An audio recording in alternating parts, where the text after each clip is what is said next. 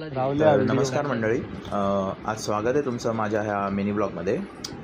आज म्हणजे आपण खूप ऐकलं होतं कोकण आणि त्याच्या सुंदर निसर्गाबद्दल, आणि आज शेवटी फायनली आम्ही डिसाईड केलं आहे की आज आमचं कोकण ट्रिप आहे.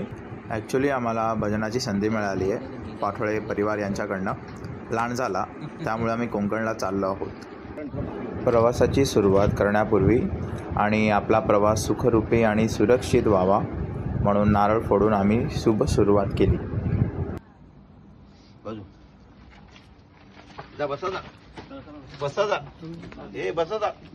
तर चला मंडळी, आता पुढे काय काय प्रवास अनुभवायला मिळतो हे आपण पाहूया. असंच देवाच्या आशीर्वादाने आता सुरू होतो आपला हे कोकण ट्रिप.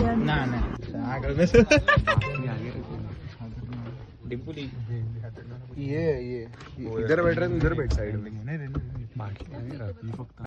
मग असंच बसून काय करायचं, मग आम्ही काढले इन्स्ट्रुमेंट आणि गाण्याची मैफिल बसवली.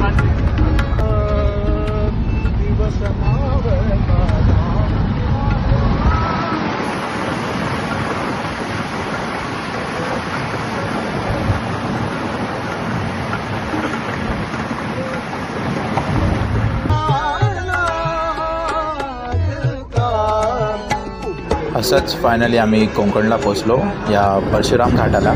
तर तिकडे परशुराम मंदिर आहे, आम्ही तिकडे पण दर्शन करायला निघालो.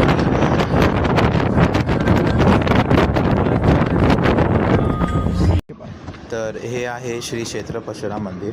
हे कोकणातील अतिशय प्रसिद्ध आणि पवित्र धार्मिक स्थळ आहे. हे मंदिर रत्नागिरी जिल्ह्यातील चिपळूणजवळ महेंद्रगिरी पर्वताच्या पायथ्याशी वसलेले आहे. असेच पुराणानुसार भगवान परशुरामांनी आपल्या बाणाने समुद्र मागे हटवून कोकणभूमी निर्माण केली.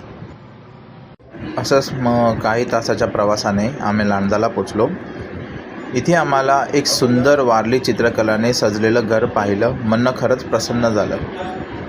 आणि असाच मग काही वेळात इथलं वातावरण अगदी पाऊस पडणार असल्यासारखं झालं. लिटरली असा थंडगार वारासुद्धा सुटलेला. असाच मग थोड्या वेळात जोरदार पाऊस सुरू झाला.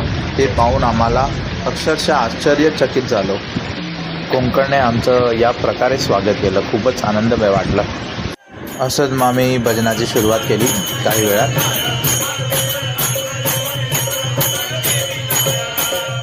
तर या प्रकारे आमचा डे 1चा ब्लॉग इथेच संपतो.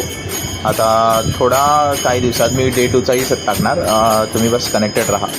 Thank you so much.